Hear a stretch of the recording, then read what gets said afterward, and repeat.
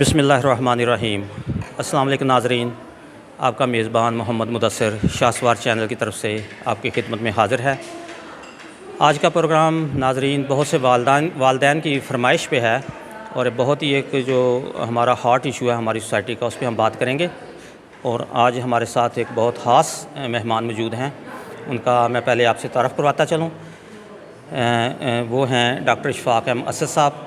आप जो हैं क्लासिफाइड कंसल्टेंट हैं और साबका कंसल्टेंट साइकेट्रिस्ट हैं शेख खलीफा हॉस्पिटल दुबई के। उसके अलावा district coordinator anti narcotics committee जंग, और आप नफसियाती ज़हनी दिमागी और जो मंशियात के अमराज़ हैं उनके माहिर हैं।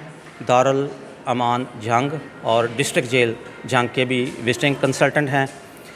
वेलफेयर के कामों में आप बढ़ चढ़ कर हिस्सा लेते हैं और cry smile human rights trust के भी आप CEO हैं। तो हम अभी डॉक्टर साहब की आपसे मुलाकात करवाते हैं और इस प्रोग्राम को आखिर तक ज़रूर देखिएगा। बहुत ही अहम बातें होंगी नौजवानों के मसाइल, उनके बिहेवियर के बारे में। तो चलें डॉक्टर साहब से मिलते हैं। तो डॉक्टर साहब, हम आपके इंतहाई मशकूर हैं कि आपने अपनी मसरूफियात में से वक्त निकाला और हमारे प्रोग्राम में आए। तो आज हम आपसे जो यंग जनरेशन के मसाइल हैं उन पे आपकी राय लेंगे। इसमें जो टीनेजर हैं ख़ुसूसी तौर पे, तो उनमें सर जो अग्रेशन है और जो उनका बिहेवियर जिस तरह का होता है घरों में भी स्कूल्स में भी, तो उसकी वजूहात क्या हैं और उसके तदारक के लिए वालिदैन और स्कूल टीचर्स का क्या रोल है उसमें? जी, बिस्मिल्लाहिर्रहमानिर्रहीम। सबसे पहले तो मैं आपका शुक्रिया अदा करता हूँ कि मैंने आपके चैनल के लिए जो वक्त निकाला है वो मैंने specially as a human rights worker मैंने निकाला है। इसमें मैंने इसलिए ये कहा है कि ताकि लोगों को ये पता चले कि हम वाकई ही पाकिस्तान की वेलफेयर के लिए, पाकिस्तान की पब्लिक के लिए और आने वाली नस्लों के लिए काम कर रहे हैं। अच्छा, जो आपका क्वेश्चन है उसमें सबसे पहली बात जो है कि आप टीनेजर्स बोलते किसको हैं। सबसे पहले हम एक लफ्ज़ आता है टीनेजर्स। टीनेजर्स वो बच्चे होते हैं जब वो 8th क्लास से आगे जाते हैं। जब 8th क्लास से आगे बच्चा जाता होता है तो वो लाशऊरी तौर पर अपने आप को बड़ा तसव्वुर कर रहा होता है। वो फील कर रहा होता है कि वो एक अब उस सोसाइटी के अंदर जा रहा है, अब उसकी एज ये हो रही है कि अब वो बड़ा हो रहा है।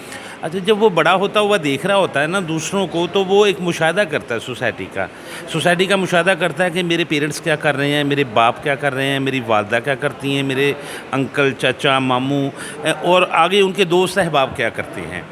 तो वो उनको फॉलो करता है। फिर उनके अंदर ये तजस्सुस पैदा होता है कि ये काम ये कर सकते हैं, मैं क्यों नहीं करता। तो वो उन कामों को देखते हुए वो फॉलो करता है, जबकि उसकी वो एज नहीं होती है। उसको नहीं पता कि अगर एक मेरे बाप के पास गाड़ी है और वो एक लग्जरी गाड़ी है, वो ये नहीं देखते कि उनकी उम्र 60 साल है या 50 साल है, उनके पीछे उनकी स्ट्रगल कितनी बड़ी है।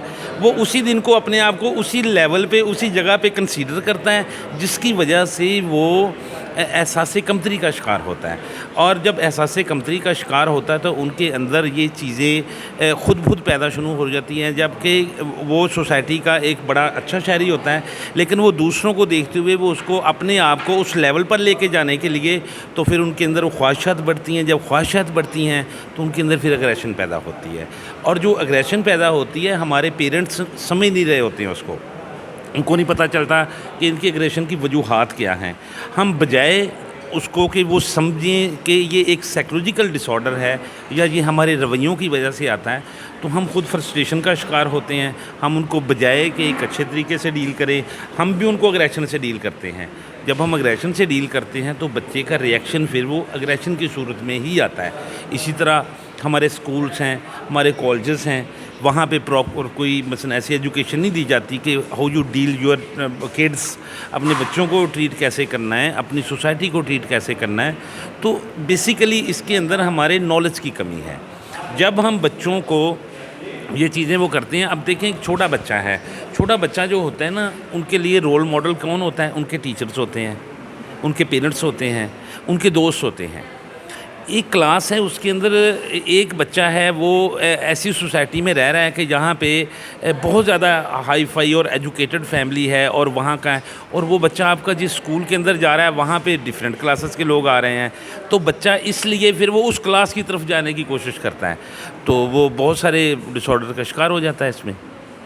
تو اچھا ڈاکٹر صاحب، اب ہمیں یہ بتائیے کہ آپ کے پاس ہر طرح کے مریض آتے ہیں، جو نوجوان آپ کے پاس زیادہ آتے ہیں ان کے کامن مسائل کیا ہیں، اور آپ کب سمجھتے ہیں کہ اس کے والدین کو اس بات کی ضرورت ہے کہ اس کو اب ڈاکٹر کے پاس لے جایا جائے؟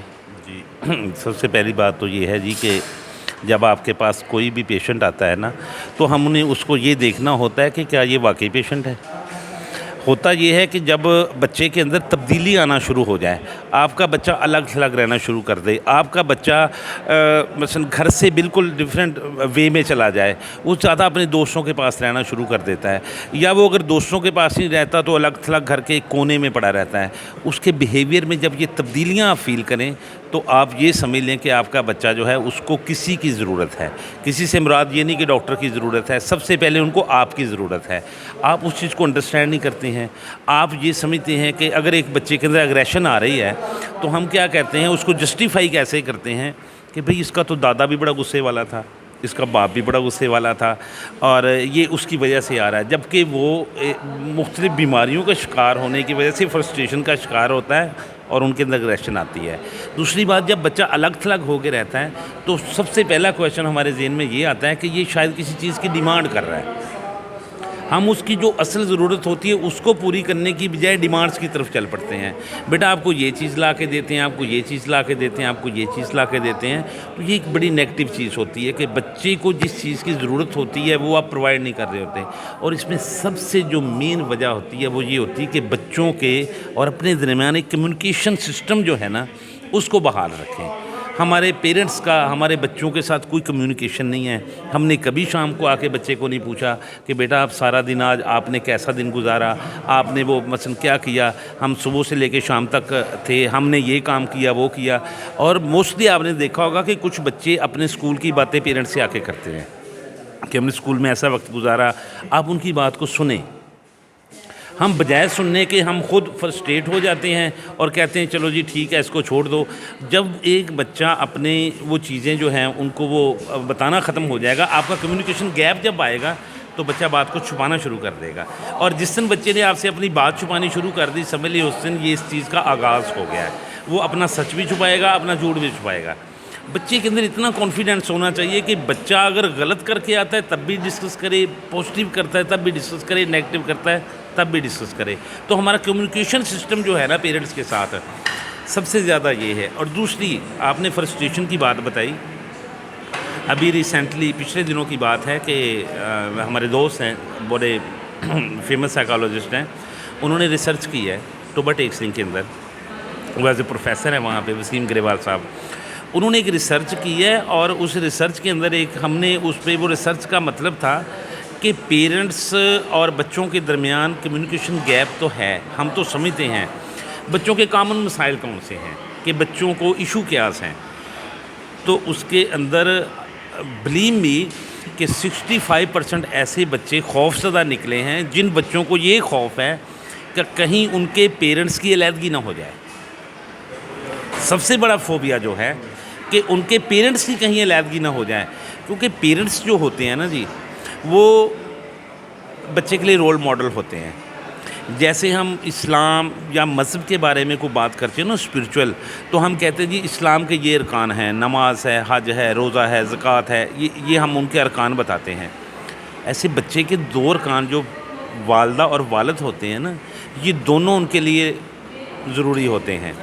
ہم کیا کرتے ہیں کہ ہم اس وقت تباہی کے رستے پر چلے جاتے ہیں جب باپ کسی بچے کی ماں کو اس کے سامنے ان کو انسلٹ کرتا ہے، جو اس کی وہ کرتا ہے، اپنے بیہیویئر میں تبدیلی لاتا ہے، اور بچہ جو ہے وہ یہ نوٹ کر رہا ہوتا ہے۔ اور ایسے ہی اس کی ماں جب بچے کے حوالے سے یا کسی کے حوالے سے اس کے والد کو ڈیگریڈ کر رہی ہوتی ہیں، یہ چھوٹی چھوٹی چیزیں ہیں، اس وقت بچہ جو ہے وہ ضائع ہونا شروع ہو جاتا ہے۔ اور بچوں کے اندر اس سب سے بڑا پرابلم یہ ہے کہ ان کے پیرنٹس کی انڈرسٹینڈنگ نہیں ہے، اس کی مین فرسٹریشن کی جو وجہ ہے۔ باقی جو بچوں کو آپ غیر ضروری خواہشات ہیں اس کے بارے میں آپ نے خود اس کو کرنا ہے۔ ایک بچہ ہے وہ پیدا ہوتے ہی تو اس کو نہیں پتا کہ میں نے یہ چیز لینی ہے۔ پہلے مائیں کیا کرتی ہیں کہ بچوں سے جان چھڑوانے کے لیے، اس میں ایک سکرین ایڈکشن کا بڑا ایشو چل رہا ہے آج کل۔ سکرین وہ نہیں کہ جو پانی میں یوز کرتے ہیں جس کو میٹھا سکرین بولتے ہیں، وہ نہیں، سکرین ایڈکشن مطلب موبائل کی ایڈکشن۔ یہ چھوٹے بچوں میں پیدا ہوتے بچے کو جھولے میں ڈال کے سامنے کارٹون لگا دیے جاتے ہیں اور پھر ہم کہتے ہیں کہ ہمارا بچہ موبائل یوز کرتا ہے. جب آپ کی ماں موبائل یوز کرے گی تو آپ کا بچہ بھی کرے گا. ہم لاکھ کہہ لیں جی ہم نے بچے کو موبائل یوز نہیں کروانا, ہر فیملی کے اندر یہ چیزیں ہیں, پہلے بڑی چیزیں ہوتی ہیں, لیکن ماں کیا کرتی ہے, وہ کرنے کے لیے بچوں کو موبائل دے دیتی ہیں, کارٹون دیکھیں اور میری جان چھوڑے. ایسے ہی جب کوئی بچہ تنگ کرتا ہے تو ہم چیزوں کے ساتھ اس کا وہ خواہشات پوری کرنے کی کوشش کرتے ہیں. ہم اپنی جان چھڑوانے کے لیے جو وہ کہتا ہے ہم ان کو لا کے دیتے ہیں. تو کل کو بچہ آپ کا ضد کرے گا جی کہ مجھے زہر چاہیے, مجھے پوائزن لینا ہے, تو آپ لا دیں گے؟ کیوں نہیں لا کے دیں گے؟ آپ کو پتہ ہے ان کے لیے نقصان دہ ہے, وہ آپ نہیں لا کے دیتے ہیں, لیکن غیر ضروری خواہشات جو پوری کرتے ہیں سوری, یہ بچے کی عادت بن جاتی ہے. اور وہ عادت جو ہوتی ہے, عادت ایڈکشن عادت ہی ہوتی ہے کسی چیز کی بھی ہو, وہ بار بار اس چیز کے وہ عادی ہوتے ہیں. تو معاشرے میں یہ ساری چیزیں جو ہیں وہ صرف اس کی ایک ہی وجہ ہے کہ ہم بچپن میں بچوں کو اگنور کر دیتے ہیں, ان پہ توجہ نہیں دیتے. ان کی جو بیسک ضروریات ہیں, جو ان کی بیسک تعلیم ہے, دین کی تعلیم ہے, دین سے دوری کی وجہ جو ہے اس کو ہم نہیں دیکھتے ہیں. ہمارا صرف تعلق ہے بچہ ڈگری لے, اخلاقیات اس کے اندر ہو یا نہ ہو, ہم اس کی تعلیم کی طرف توجہ دے رہے ہیں, تربیت کی طرف بالکل نہیں دے رہے ہیں. اور تربیت بہت ضروری ہے اس کے اندر بھی. اچھا ڈاکٹر صاحب, ہم آپ سے اگلا جو سوال ہے وہ آپ ایک ٹرسٹ بھی چلا رہے ہیں, اس کے CEO ہیں, کرائے اسماعیل ہیومن رائٹس ٹرسٹ, تو اس کے اغراض و مقاصد بتائیے گا. ہاں جی, اس میں سب سے پہلے جو ہے نا جی, میں اس میں مینٹل ہیلتھ پہ کام کرتا ہوں. ڈفرینٹ جو ریموٹ ایریاز ہیں, پیریفریز ہیں, پورے ڈسٹرکٹ جھنگ کے اندر مختلف آرگنائزیشنز ہیں, ان کے ساتھ مل کر اور انڈیویجول بھی, وہاں پہ ہم فری میڈیکل کیمپ کا ارینج کرتے ہیں. وہاں پہ ہمارے پاس سائیکالوجسٹ کی ٹیم ہوتی ہے, بچوں کا آئی کو لیول دیکھتے ہیں, ان کا مینٹل اسیسمنٹ کرتے ہیں, اور اگر کسی کو میڈیسن کی ضرورت ہو تو وہ کرائے اسماعیل ان کو پرووائڈ بھی کرتا ہے. اور دوسری میں آپ کو ایک بات بتانا چاہتا ہوں پیرنٹس کے لیے اور آپ کے نالج کے لیے, ہر بچے کو یا ہر پیشنٹ کو میڈیسن کی ضرورت نہیں ہوتی ہے. بدقسمتی یہ ہے کہ ہم اگر کسی ڈاکٹر کے پاس لے کے جاتے ہیں, سائیکائٹرسٹ کے پاس یا سائیکالوجسٹ کے پاس, تو اسٹگما یہ بن گیا جی کہ یہ بچہ یا یہ بندہ پاگل ہے ہماری سوسائٹی کے اندر. جبکہ مینٹل ہیلتھ جو ہے, مینٹل ہیلتھ تو ایک بیسک چیز ہے, جیسے فزیکلی ہیلتھ ہے, مینٹل ہیلتھ کی بھی ضرورت ہے. آپ کے پیٹ میں درد ہوتا ہے, آپ ڈاکٹر کے پاس جاتے ہیں. آپ کے سر میں درد ہوتا ہے, آپ ڈاکٹر کے پاس جاتے ہیں. تو باقی بیماریوں کے لیے ہم ڈاکٹر کے پاس جاتے ہیں, اور جب سائیکولوجیکل ڈس آرڈرز ہوتے ہیں پھر ہم پیروں کے پاس جاتے ہیں, اور وہاں پہ جا کے اپنا دم کرواتے ہیں, وہ چیزیں وہ کرواتے ہیں. تو اس سے ہمارے جو اصل مسائل ہیں وہ دب جاتے ہیں, اور نئے سے نئے مسائل شروع ہو جاتے ہیں.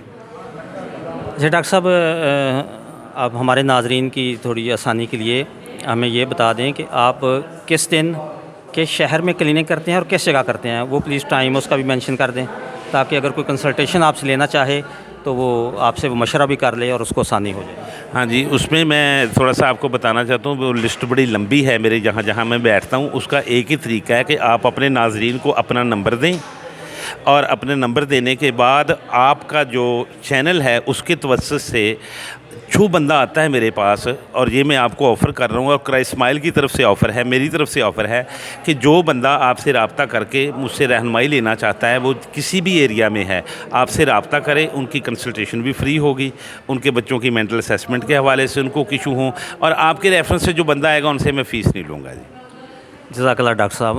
ڈاکٹر صاحب ہمیشہ ویلفیئر کے کاموں میں پہلے بھی بتایا ہے کہ جس طرح بڑھ چڑھ کر حصہ لیتے ہیں, تو یہ ان کی محبت ہے, شفیق انسان ہیں.